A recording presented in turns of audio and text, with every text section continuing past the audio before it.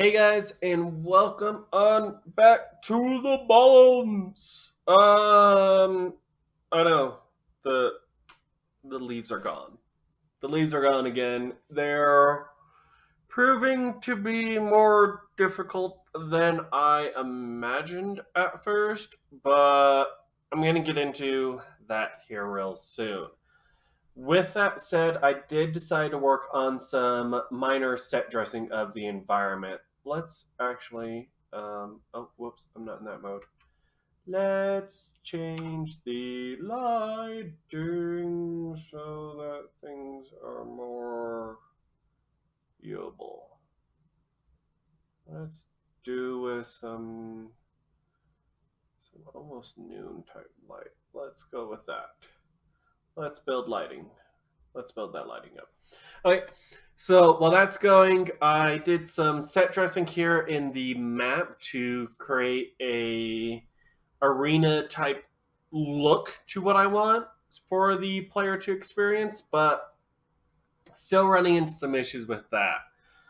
Mainly because the trees and leaves might be redone again. Um, just after doing some research and playing some games, I figured, oh, probably shouldn't have what I have.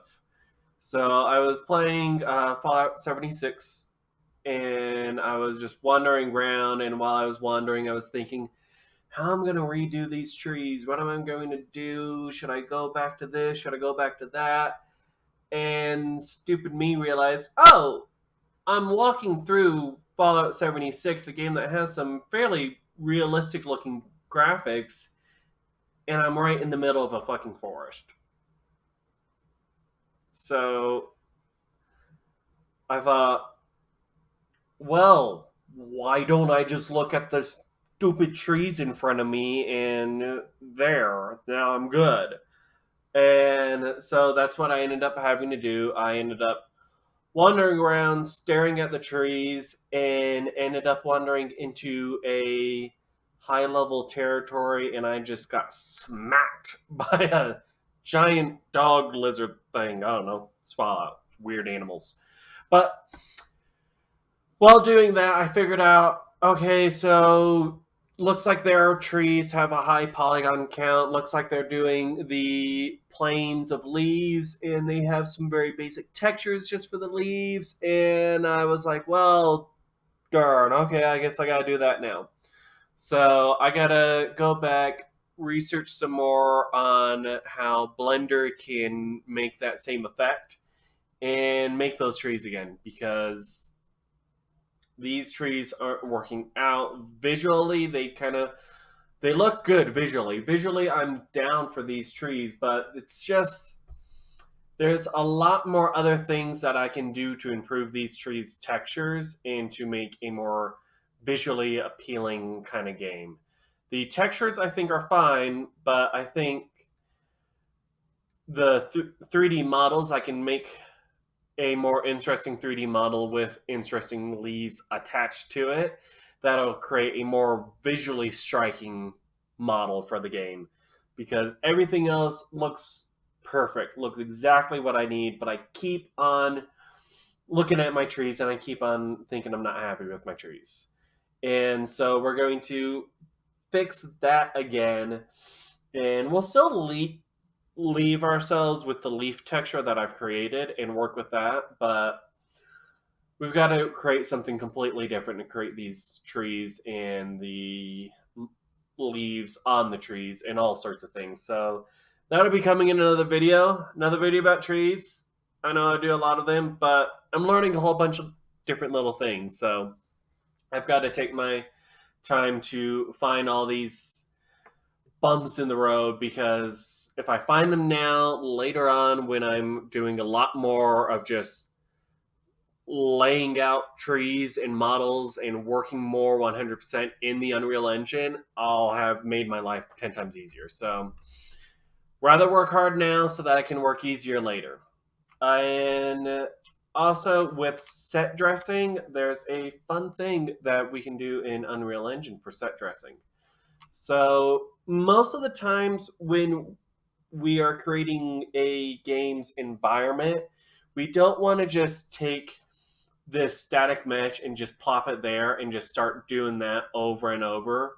Because by doing that, we're just making a lot of loading errors that'll just pop up. Not necessarily errors, but errors in load times or extended load times and things that we just don't want. So to fix that, what we found out as designers and programmers and developers for game engines is that it's easier if this model is being called once into the world and then referenced 50 million times, or however many times that is. In this case, it's being referenced 10 times on these trees, 30 to 27 times on rocks, and upwards to like 1.2 thousand times on the grass, which sounds like a big number, but when the game's being loaded, is very small, very easy to load because it's only grabbing the model down here. So it's going into the source files where the file is held for trees, 3D models, and all that. It's going to one file location for that, and then just referencing that one file location everywhere where the item is, which takes snaps.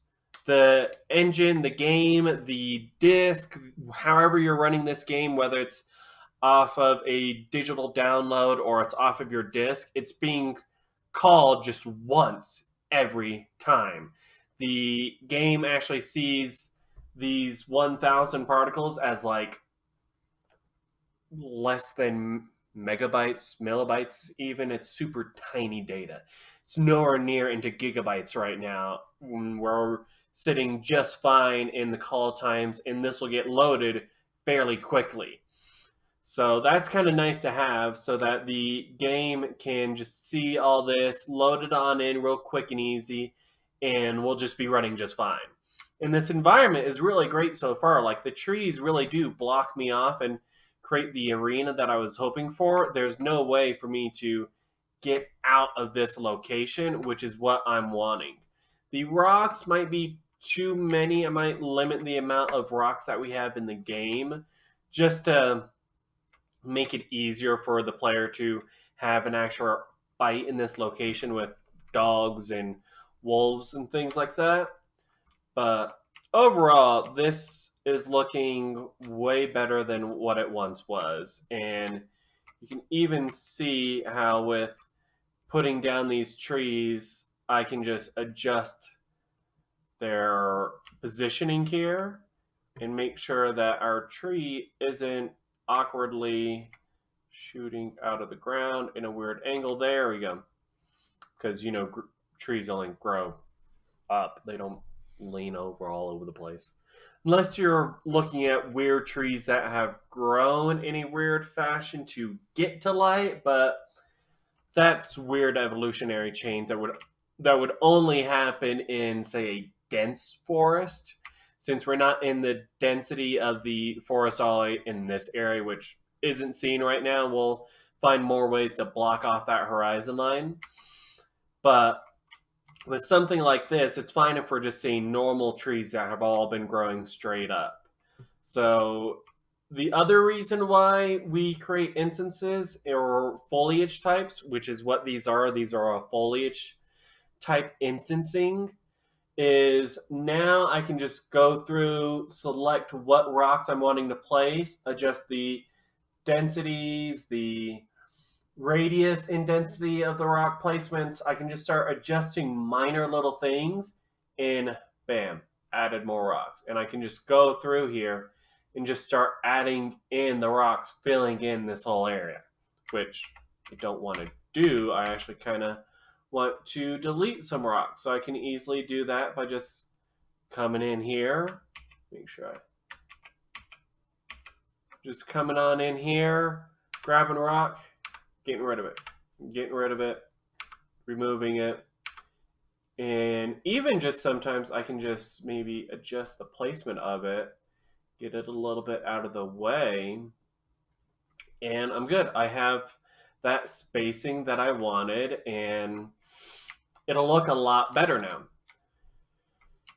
And that's pretty much all I'm doing here is just adjusting the placement of some of these not textures, items, and making sure that they're placed in a position that fits the appearance of this landscape. And I might even add more grass because I feel like I want my grass to feel be a little bit more dense. So we're going to up my brush side, allow the grass to be more dense, increase the density a whole bunch. Ooh, too dense. Way too dense. A little too much. Still. Oh, 400. Ooh, 400, not too bad. Let's go 300? Ah, 300. 300. 300 grass, 300 Spartans. It's just a magical number, you know? It works. Yeah.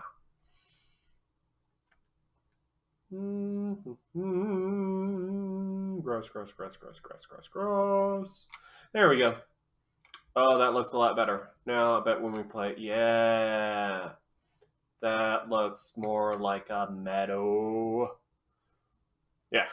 Yeah, yeah, yeah, yeah, yeah, yeah, yeah, yeah. I know I'm saying a lot of things because I'm thinking about other things because I'm thinking just about how much I want to change these trees. So what I'm going to do for the trees is I'm going to find a way to kind of create a speed tree. Speed tree is a very big industry standard tool where it creates very realistic trees very fast, very easily. The textures, the UV skinning, the leaf placement, all that is super fast and easy to do. But it costs money. Money I don't have. Money that I could probably get later on, but money I don't have right now. So we're going to try and find a way to create similar speed trees inside of Blender, which Blender does have functions for it that people have created that I might be able to use. It's just trying to find the right way to use those tree models and find the right way to export them so that I don't ruin my load times later on. So there's that, of course, which isn't great. I was doing that before when I first made trees. I think I'm going to go back to that method, but I'm going to be heavily editing that method of tree design and tree making and exporting and all that stuff to just make sure that these get done the right way, not the wrong way. So, yay, more trees. We're on trees. A lot of things to really do with that. So, with that said, as always, guys, please like, comment, and subscribe to the channel. I would love to grow this, see how many people are out there and excited for the balance project. I think after we get trees done again, I'm going to take a break from environment modeling and maybe get some character modeling done because I'm kind of starting to get tired of looking at the Unreal Engine guy right here all the time. So we might start to actually design a character model and get that placed into the game and maybe replace just the Unreal guy model type with the actual character model of Kara. We'll go with Kara. And she might not be animated. She might not be running or moving or jumping yet, but at least she'll be in the game. And it'll be fun to kind of change paths a little bit, go into some character modeling, because that stuff is really cool. It's very fun and exciting to think about when you're creating characters. So, with that said, see you guys next time.